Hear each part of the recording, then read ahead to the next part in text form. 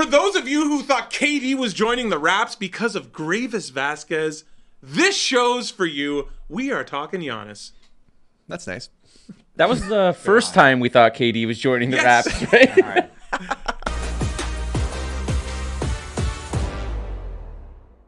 This is Basketball Island. Hein, Hambone, Wes, Fab, and we're not crazy. They should have traded for KD. Yeah, we know, yes. Put Barnes on the table. Do it. We are not crazy. Not now. FanDuel has given us a market of Giannis's next team. And let's bring it up here. Look at that. The Raptors, the fourth shortest odds, followed by staying with the Bucks, the Spurs, the Rockets, and then we see the Raptors. So, you're the Raptors producer. Let's start with you. You hear the whispers in the bowels of the arena. Zach Lowe once nodded at you as we walked past him. Hambone, I did. How realistic do you think Giannis to the Raptors is?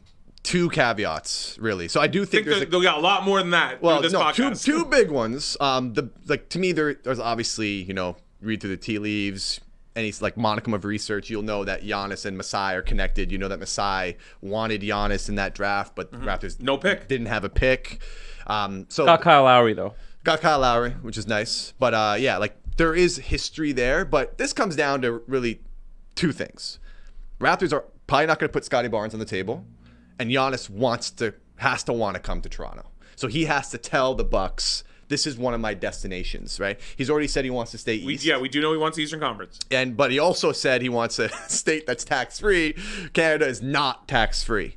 So Let us know in the comments about how you feel about that, everybody. so it's like, tariffs, man. So it's like, to me, it's like, those are the two things. Now, if he tells the Bucks privately that he wants to be in Toronto, I think Toronto has the wherewithal to put a package together. We know that they were close to acquiring Damian Lillard, which, if you believe the reported deal that they had on the table there, it wasn't as much as you thought, but it required Dame Lillard to want to come to Toronto, and he did not. Hey, the other point you have to bring out, he's also publicly stated a second championship is exactly what he's looking for. That's more important than the state tax and anything else. So he's put that out there. Is Toronto the team? And if not, Milwaukee's obviously not going to be even given that option. Yeah, Milwaukee's not that team.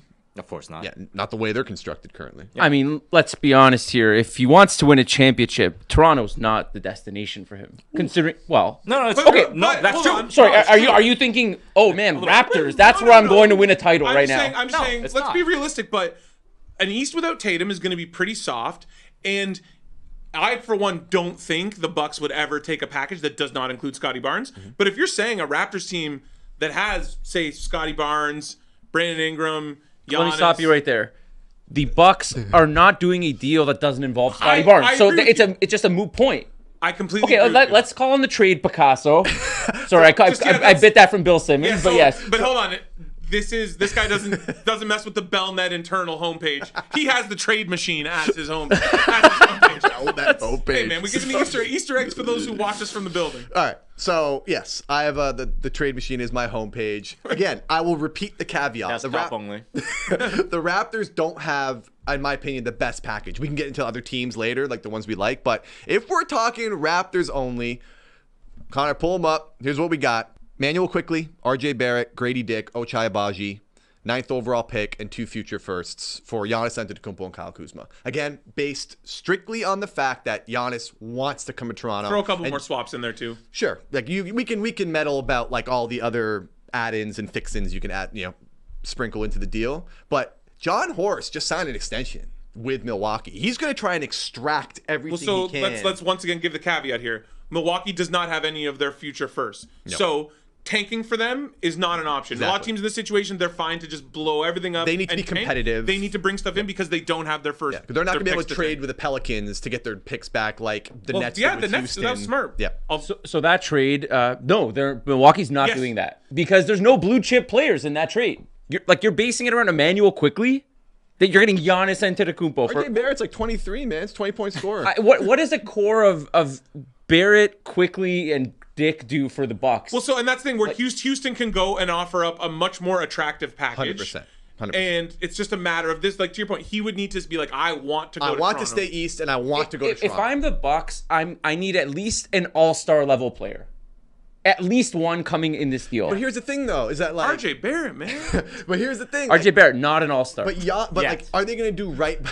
Are they? You guys Come at me! Got him. Got him. You guys are trolling. Like Giannis wants to still be on a. I think they'll do right by him. So he wants to be on a team where if you're giving up an all-star level player, what's going to be left? This is the tricky part about making a deal. That's a tricky part. You want to do right, but you don't want to do right to the point where it's like we have this attractive package here versus the poo-poo platter that the Raptors can offer. signed with them twice. The Bucks have done right by Giannis with trying to compete. They brought in Lillard.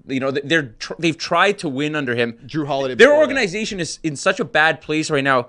They need to make the proper move if they're going to deal him. They can't just be like, okay, Giannis, we're going to do you a favor and take 60 cents on the dollar because you're a club legend. Like, no, man, this is our only chip we have left to play. Yeah, and look, the caveat I want to point out, especially when you're coming from a Raptors perspective, you're always going to want to I want to fleece the other team as much as possible in a trade proposal. It has to work for both sides. So you're going to look at this with a very biased lens and say, oh, no, but like the Raptors can get away with just giving this loser guy, that loser guy. Oh, we'll make it work. No, man. There are two parties to the table when it comes to this trade. So whatever you think you're going to put together, it's got to be worthwhile for Milwaukee. How about these losers? Go for it. No, I'm not. They're not. I mean, they're not losers. Okay. What, did West call the Raptors players all losers? No, but you know what I'm talking We about. are joking. Those who are listening, you know what I'm talking about. You're always like, oh, asset that we don't want this. We can discard that. No, the other team has to also have something about it. Why would they do it then at all? Listen, if you're not feeling Emmanuel quickly, how about this?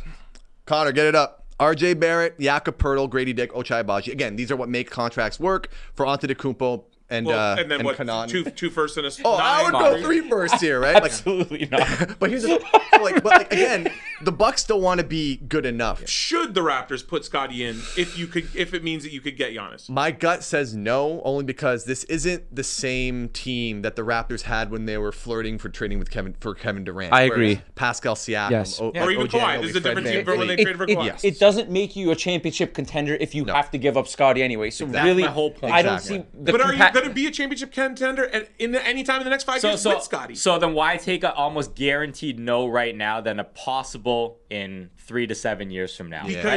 Because you're a guaranteed no. I don't think Giannis on whatever is left over in this Raptors trade has any shot at winning a championship. So, okay, now let's look. We're all looking at it from a competitive standpoint. Let's look at it with our MLSE eyes, where they want teams that win 50 games, that go a few rounds in the playoffs. We are guaranteed nothing with this current core, with Scottie Barnes. If you bring in Giannis, you are guaranteeing yourself 50 wins in a weak East. And then from there, we know Masai be competitive and then can operate on the fringes from there. That's all I'm saying. But would Giannis want that? But what are we get? What my thing is, what are we getting with this Scottie and this core over the next 5 years? This is a huge year for Scottie Barnes. Yes. Like there are now expectations on this team, right? So I think I don't know if they're gonna rattle the cage necessarily at the moment. Again, this is a different question, right? Like I don't believe the Raptors right now, sans Scottie Barnes, have a championship core. I think they have a lot of unknowns. I don't know what RJ Barrett is. I don't know what Emmanuel Quickly is. They haven't had the best playoff resume, although Barrett's numbers in the playoffs are actually pretty good. Quickly's are not. Don't you want to see this team kind of do something first? Now, with that said, if you are able to acquire Giannis without giving up Scottie Barnes, you look at every possible option to do that. Yeah. Every single one. And then, if one of my trades actually happened and Giannis demands a trade only to Toronto, great scenario to be in, and you roll out next year in a weak East with Ingram, Giannis, and Scottie, that's a formidable 3. It would definitely raise the ceiling of this team. Yeah. Would it happen? Well, I'm putting myself in horse seat, and if you're calling me without Barnes on the table, I'm hanging up. Yeah. I'm hanging up on you. I'm just like, I don't want whatever else you're selling me. So No, that's a very reasonable take, Right. And that's probably the reality of it. Yeah. So Raps fans are gonna look at this like, oh, there's got to be a way, right? Well, you know what? Maybe you never know. You never know. Luka Doncic got traded. You never know. I was gonna say, yeah. I'm just saying, I think realistically speaking, here's my problem. There's so much better stuff out there that they have to pick from. The Raptors are not at the top of the pecking order. It has to be a situation where Giannis is like, I want to be with Masai. Yes. I want to. yeah, stay. exactly. It would have to be an explicit push from Giannis to say, I want Toronto. But the if ultimate Scottie is on the table, I would think the Raptors are up there in terms of what that's they can fair. offer. That's John fair. Horst is going to go to every single team that wants Giannis and say, okay, we want your best asset. Yeah, like they're And gonna then- go to Houston and say Sure. we need Thompson. Yeah, and they're gonna go through all, and then those teams will likely say no, and then you just slowly whittle it down. know what? That's I'm kinda- gonna live in a world where the Lakers get Giannis for Austin Reeves, Jackson Hayes, and a pick in 2031. They don't have to put a the pick in. darkest timeline. Yeah, they don't need it. The darkest timeline. So let's pivot off Raptors then. After who do we think? And we've talked about this a couple. Like, What- a few what weeks do the ago. odds say? So Like- Houston. Well, first of all, what I think is going to happen. Milwaukee at -120.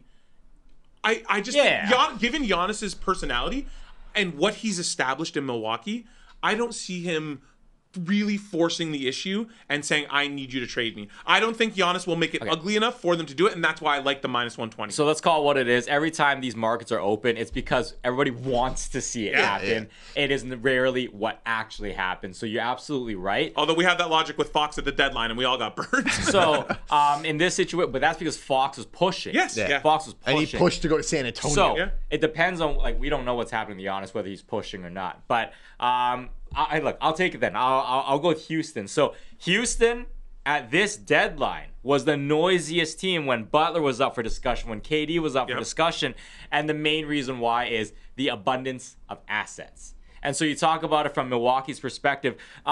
Milwaukee probably wants to dance with the Rockets as their dance partner in this thing the most. They have, here I'll list it out for you how I think this is going to play out. One of Şengün or Green has to go the other way. That's a minimum. The other thing is they got guys like Jabari, Eason, Reed Shepherd. Reed Shepherd is for sure. All these assets that are on rookie level contracts, reasonable contracts that have upside into the future, on top of a war chest of draft picks that the Rockets have accumulated. Well, now Fred probably has to be in there because of salary, though, too, right? Not necessarily, no. The way it works is they got Şengün at 30, Green at 35. You can accumulate, Jabari at 12, Reed at 9, Eason at 6, add in Landale at 8, or add in a Adams at 12 mil, and that gets you to the 58. But now for we're Giannis. assuming, though, Milwaukee is going to make sure Kuzma is in this deal. So I don't think it's getting to the 58. I think it's getting to Giannis and Kuzma together. But why does Kuzma have to be in the deal if they're getting all these draft picks It back? depends on the assets. They probably want to lose this. No, that's a good point. Well, you don't Good get to point. pick and choose. Like if you're getting 2027 first round Suns or 29 first round Suns, you don't get to pick and choose, man. Dude, you're the one who you got your gun to your head right now with Giannis asking out. You have to make a deal. They don't get the option to send out Kuzma, especially when you have these type of assets coming back from the Rockets. Who's got a better package right now, willing to send out than Houston? I don't know. I would probably put them first. Is Amin Thompson off the table for I you? think he's off. He has to be, yeah. Has to be? I don't think he has to be. Because they have so much other stuff. Well, I'm just saying. I just don't think he ends up on the table because there are. I don't want to undersell these guys. Şengün's an all-star. Reed Shepherd was a third overall pick who people were really high on, who doesn't even play. Jalen Green's the one guy you can be like, let's see if we can sneak him into this deal. Yeah. Fair, but you know what? Jalen Green, I think we also are technically selling him a little bit short as well. So I'm fine moving Jabari too. I think Jabari. Look, this is the way I see it. It's either Şengün goes, Jabari stays. Jabari's in a package, Şengün stays. Like that's the only way they do it. They're not going to send both Jabari and Şengün. I think Jabari ends up becoming like a super elite version of Brook Lopez for a Giannis, Giannis bound team. We'll see. I I don't think know. to answer your question, I think OKC and San Antonio comparable with the for sure. packages. For if I'm San Antonio, is this too much? Are you doing? And we've argued with this. Castle to Come on, that's I know crazy. that's what I'm saying though. But like San Antonio. we're talking about Giannis. Okay, go ahead. though. Go ahead. San Antonio straight offer. So, okay. Hold on. What's your homepage? Please stop. Okay, so San Antonio, I think they have a very intriguing package because of the unknown, right? So, second overall pick, embarrassment of riches for this franchise. Again, low key, like kind of. Yep. They're like slowly accumulating all these man. top picks. Listen, man, I love love it. Wemby. Yeah, I like the Spurs, but like, come on. Like, enough. They didn't Like, deserve the second They didn't deserve pick. this. No. But either way, they have the second overall pick, most likely to be Dylan Harper. Most likely. I think to me, it's funny, right? The dichotomy of it. Like, I know Cooper Flagg is the undisputed best player in this draft. I mean, I don't want to say Dallas would never do it, but like, most teams would not trade Cooper Flagg for Giannis because this is a franchise cornerstone that will give you at least 8 years of competency, right? But the Spurs are in a unique position. Second overall pick is no joke. Like, if they want to give up Dylan Harper, that is the package to me. Like, that is, you're not putting Harper with Castle. That's not happening. I think what the trade looks like is Dylan Harper, second overall pick, Devin Vassell, Keldon Johnson, and then again, if you're taking like Kuzma back, then you give up Harrison Barnes. That's nowhere near enough, man. And then they have this pick swap with that with the Celtics as well. They have future firsts, so they can sweeten it up. But second overall pick in a stacked draft, I don't think we should that's the guy Milwaukee would build their whole franchise around. I would way rather take what Houston has than. Well, it depends, right? Wes listed off a lot of names, and that speaks to what Houston has. But it's just what ends up coming back. Don't the Bucks need multiple pieces though? Yeah, you're getting Devin Vassell, Keldon Johnson, and second overall pick. That's not terrible. But see, I'm not trading Castle. I'm looking at this from the Spurs' point of view. I don't think they're a team that's ready to win a title right now. So I don't know why you'd get in on Giannis. Wembanyama's played less than 2 seasons in his career. Castle's a rookie. You have a young team. Your window with Giannis becomes now. So why are you pushing? You think just because they get Giannis, they're going to compete for the title next year? The reason why I think the Spurs are a little more in play here is because they made a win now move last with year Fox, with yeah. De'Aaron Fox. That was a talent accumulation for a cheap price move. That's not a win now. But move. how are you not a potential title team if you're just your 3 of Wemby, Fox, and Giannis? Wemby's played less than 2 seasons. He's never played a playoff game. And you're going to be like, let's go win the title next year, Wemby. You don't have to be our best player. He's never played a playoff game. Yes, but Fab. Yeah. To quote Rocky 3, there is no tomorrow. No, there is a tomorrow for this. No, there is a tomorrow for the Spurs. It's called keep Wemby, draft Dylan Harper, keep Castle. You have a great young team that can get reps. Why do you have to push all your chips in for Giannis? But what if, and I know it's unlikely, but we've seen what if Dylan Harper then doesn't hit? And then you're like, okay, now what are we? We could have had Giannis. But why are you? But why? Bob's point is are they ready to win right now in a tight 2-year window with Giannis? Unlikely. I would say a team like Houston, who was the 2nd seed this year, is way more likely to make a jump like that right now. I think they're closer than San Antonio. Yeah, they're way closer I'm now. I have trouble.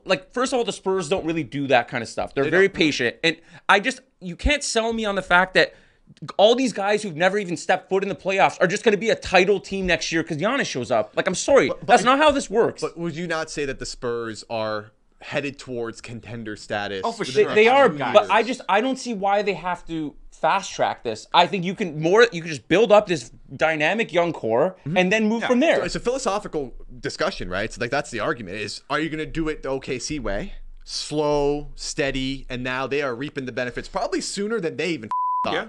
Or do you do the Spurs route, which is they kind of showed their cards a little early with De'Aaron Fox, but to your point, they gave up nothing. They didn't really give up that much. So here's I actually think something like KD makes more sense because they could probably get him for cheaper. I love KD for the Spurs. You can try to maybe win now and say, okay, we'll give up a pick and something else for KD instead of gutting you have to put Castle and your number 2 on the table. No chance of doing that. No, I know, but I don't think the Bucks are. I think the Bucks are demanding that. I love what your KD thing. I think KD. That's like a hedge to me. Yeah, where it's okay, we can it's half stepping. It's half step. And that's the way you do it. I think the Spurs are likely to do what the Thunder did, which is you take a guy like Hartenstein who. Expensive, overpay, but fits exactly what the gap is in the roster. Elite role player. You got potentially 3 dudes on rookie scale contracts right now. You can add in a little bit more overpay role player pieces and do exactly what OKC did. Yeah. I think they're much, much more likely to do that with the backup plan being KD. Giannis is to me, I just don't get. To me, that'd be a complete if they make a big splash for Giannis. I think that's a huge, huge mistake. Okay, now let's just OKC. Obviously, you guys are not putting Chet on the table. I get that. No, I get that. But say you lose to Minnesota, they're 48-1 to land Giannis. I looked at their draft picks yesterday for Digital Sports Center. It is insane. The number, even just the next 3 years, it is insane. So what is it? An OKC package without Chet? So one note. Okay, so one thing that we're not bringing up with the gravity of a guy like Giannis, any team he ends up in, he's top dog. He's alpha on that team. Seniority, age, track record. So to come to a team like OKC that is so chemistry driven right now, that's a big part of how they operate. He doesn't seem like the guy who's going to disrupt chemistry, though. He seems like he can fit in. No. It's an alpha dog thing. Shai's top dog on that team right now. Hold on. But when Giannis shows up and plays beside a guy like Shai, that's absolutely going to be a power dynamic. I think Giannis has to 2 rings with that exact. Yeah, but Giannis has to defer to the MVP of the league. I still feel like no matter what, there's gonna be some of that. And like we act like there's gonna be no friction like that. What's happened with Dame and Giannis this whole time? They've played together. Let's call it what it is. There's been a power dynamic problem there, right? So Do they play together? I know, but you're you know what I mean? I know, but are you insinuating like Giannis and Shea couldn't get along on the same team? No. What I'm insinuating that it's like I don't think you're gonna get the same synergies as Giannis ending up on a team where he's the guy top dog. Sure. But you have so much talent though that's inevitable. No, like Houston, for example. Yeah. I think everybody will defer like Giannis is our top dog. Giannis would have to concede to Shea that he's a second. The thing about he'd also have to concede to Wemby. But Giannis's game also fits that though to play to fill in the. Watch this, Luka and LeBron right now. Who's the top dog in that team right now during this playoff run? Oh, it's Luka. But I would say it was questionable in terms of how the dynamics were. Look at how LeBron carried himself through the entire playoff run. Oh, he played better.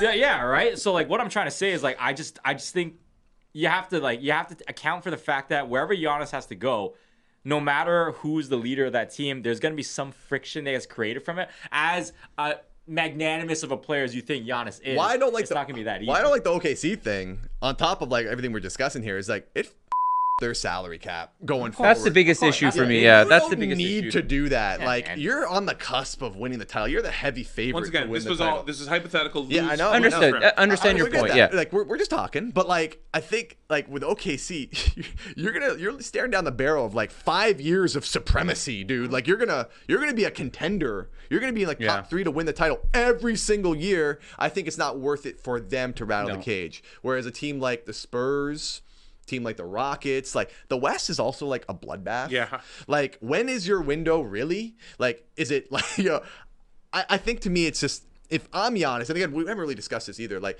agents are gonna have a lot to do with this. The Bucks are gonna have a lot to say about this. Like I don't know. I just think to me OKC. I know you keep badgering on it. There's no reason to rush. There's no reason at all to rush. Definitely I completely agree with the Alpha Dog. So yeah, like OKC, you don't have to rush. I don't think the Spurs have to rush. Houston, to me, is the team that has everything except the star player. Yeah. Which I think why that works. Let's hear your Cavs. Let's hear your Cavs take. I mean, I'm going to keep this very light. Cavs have proven to be frauds. They have. Someone said heard it here first. They've proven to be frauds.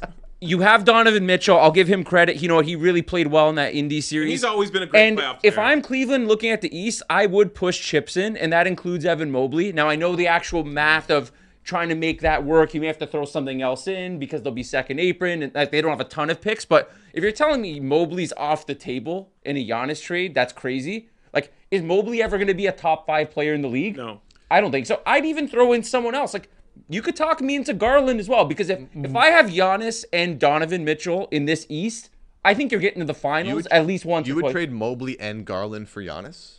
You could talk me into it. Well, okay, so here's what I want to point out, though. Like, think about how attached and sticky the Raptors are to Scottie as the future of the team, right? Arguably, Evan Mobley's accomplished more right now than Scottie. But Donovan Mitchell's there, though. So what I'm trying to say is, like, I'm sure Cleveland's going to have the same attachment. Yeah. But I don't think they do because he's not even the best player on that team. And Cleveland knows Donovan Mitchell is the best player on that team. But Mobley just won Defensive Player of the Year and Undeservedly. All-NBA. Sure. And then All-NBA as well. Like, and he's like, what, 22, 23 years old? I know, but you don't trade guys like that. So I know what the Cavs are going to do. They're going to talk themselves into, we won 64 games, we had some injuries. The Pacers absolutely bludgeoned them. So you're just going to run it back again? That wasn't because of Donovan Mitchell or Evan Mobley, in my opinion. It was because of the other two guys. I know, but I'm just saying you're now going to do the same thing. We're going to look at the East and say, like, no, this is our year. It's like you guys have kind of exposed yourselves every time. But we knew that. Like, I'm just saying, if there's an opportunity to get Giannis and you can pair him with Mitchell and surround him with like other decent guys, I think you can run over the East. Whereas, what's Mobley's ceiling? I know he didn't deserve Defensive Player of the Year. Let's be honest. What's his offensive game? Like, I think at tops, he's a top 10 player. I don't see him being a top 5 guy in the league.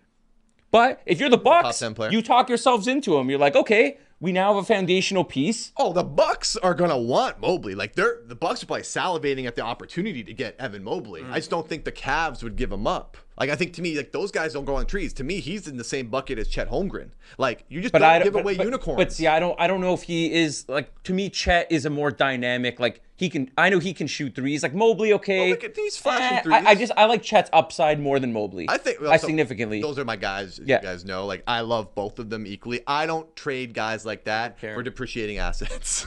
So I just don't do it. So if you're the Cavs, My are you just saying run it back?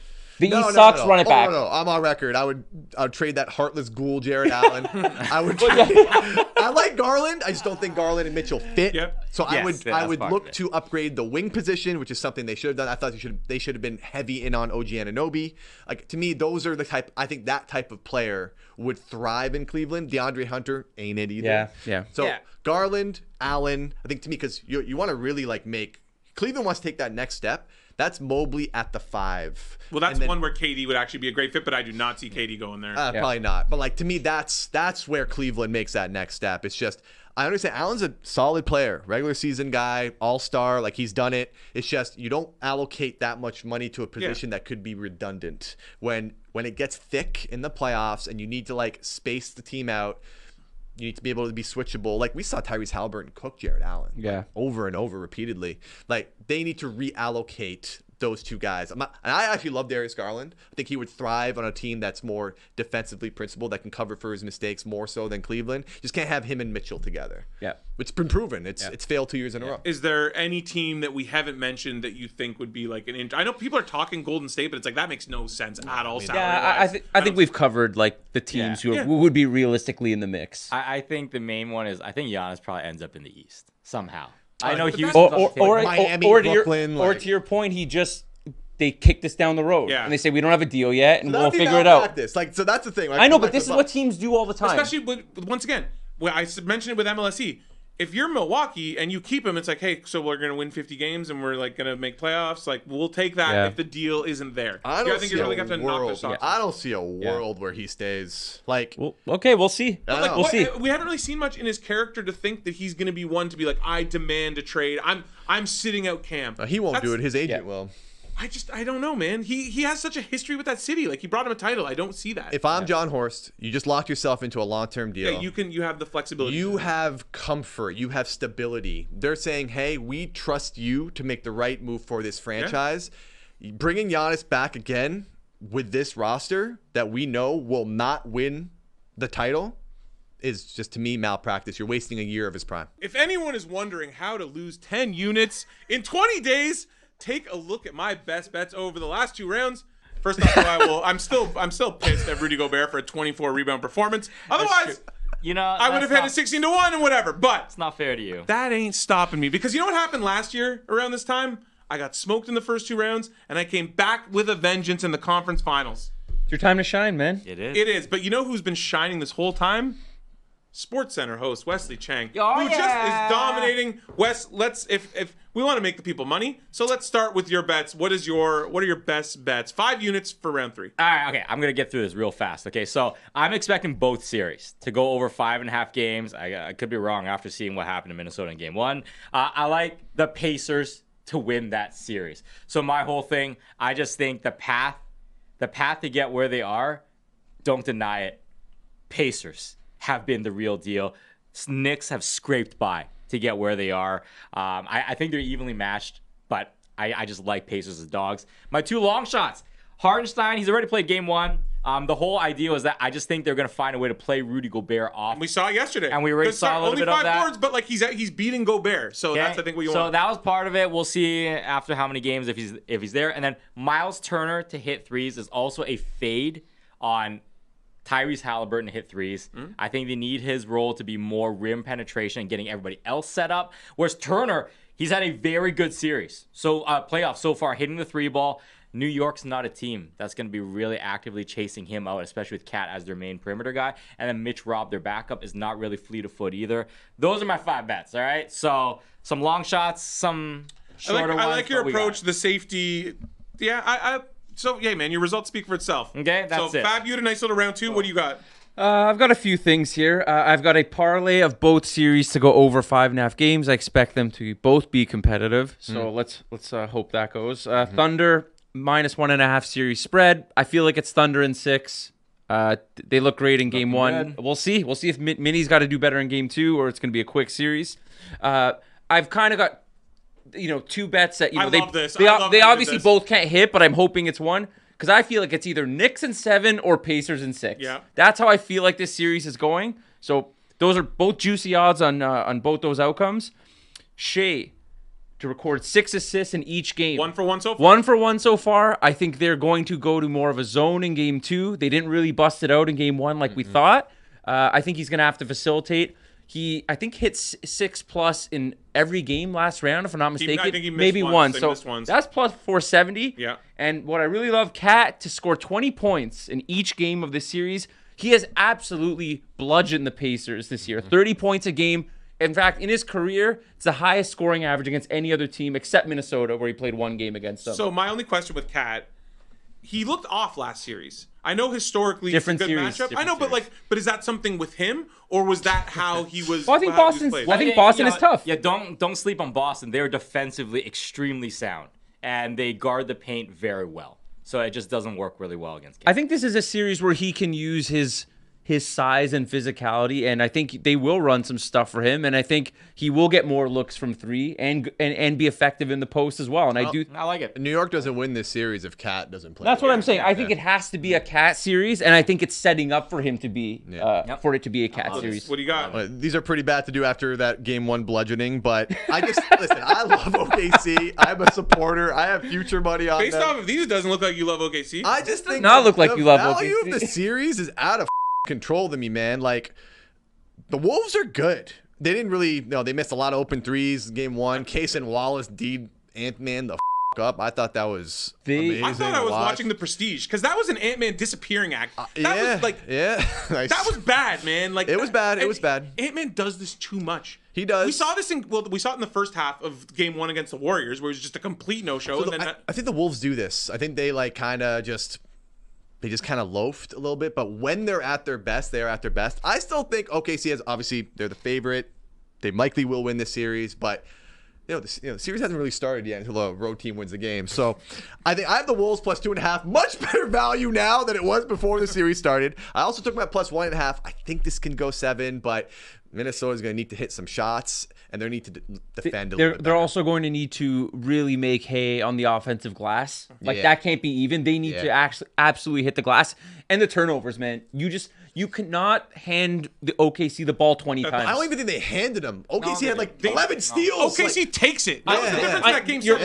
You're right, and they've done it all year. But if watching that game, there's some sloppy turnovers. Julius like Randall, man, that double's coming. You can Yeah, see from a mile away, and you're just like spinning and throwing the ball into the. They took 53s, right? And they missed a ton So of I think numbers. Bontemps had a number on Hoop Collective of open threes. It was something Semi-open, Sure. but that's what OKC does. Yeah. Right. They close out on you. They're like, okay, we're gonna just fly by you. Offensive glass, hit your open shots. Naz Reid, please hit a 3. He's been pretty bad. Yeah. Even last round, not great. And their defense needs to level up. Yeah. I thought Jaden McDaniels getting into foul trouble was not great. Listen, man, I know I might set some people off here, but that first quarter, OKC got way too many calls for my liking. Yeah. The rest of the playoffs have not been called that way. I love Shea, MVP, but I thought he got away with. I You thought and Doris Burke. Doris Burke She dropping the wasn't foul wrong, merchant. man. Look, dude, some of those plays I was watching, I'm like, oh, it just felt icky to me. Then don't. Like, They shouldn't call it. They shouldn't call Yeah. it. Not the way the rest of the playoffs have been Yeah. called. I felt like well- that put Minnesota in a hole, even though they were up at half and they were up, I think, midway through the third as well until OKC just bludgeoned them. And But it's sorry just- for Car. My bad, Car. Stop. I'm so sorry. Maybe Kind of the same thing we saw in Game 7.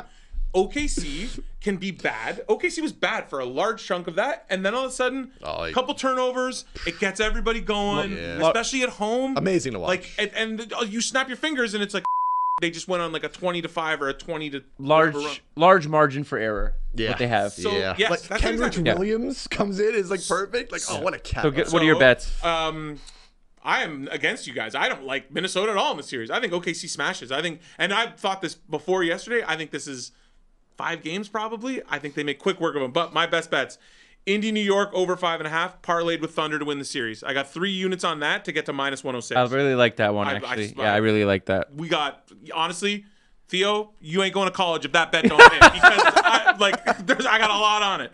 We got Pacers to win series, 1 unit. I feel like Fab was the first one to this. The Pacers are a really good team. And yeah, last year, whatever, the Knicks had a lot of injuries. Indy's just better than the Knicks. And I think Indy wins this series. Bold. Yeah, it's tough. It's going to be good. It's going to be good. I stayed away from that. Here's where we get fun now. And I'm really excited. I didn't know what to bet last night, but I love this. A good call on that check off, by the way. Thank you. Smash that. Thank you. Respect. I got 2 games going to OT in Indy, New York. And this is just a fan bet. Sure. I really want this to happen, but that's a great number at 16-1. Then we got Caruso to hit most threes in the series. That did not get off to a great start last night, but that's 48-1 quarter unit. Randall to lead series in assists. Wes, I was torn between the Hartenstein rebound bet, but I pivoted to Randall. Shea was, I agree. Shea getting a lot of dimes last round, but he was minus 280 or something. I just didn't see it. Randall, awful start. I think 6+ in each game. Yeah, I think he had 1 dime last night, so off to a bad start. Yeah. But hey, man. My main thing is, my 2 red flags here is I share 2 bets with Hein, so I'm screwed. I'm toast. That's bad. And then number 2, Hein not spending all 5 of his units. Rough times. What? No, that's a typo. No. We're on the graphic. I'll show you the text. How to lose 14.7 units in 6 weeks.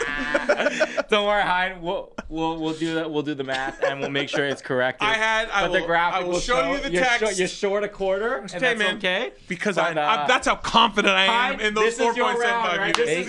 What is this? Keep the change, you filthy animals. Wrap it up. On that note, this is Basketball Island. We will see you probably also later today because we have a special Shea podcast coming with Javon Shepard filling in. Apple, Spotify. Yeah, I was going to say that. Thanks. Hey, you got it. Playoffs. There you go.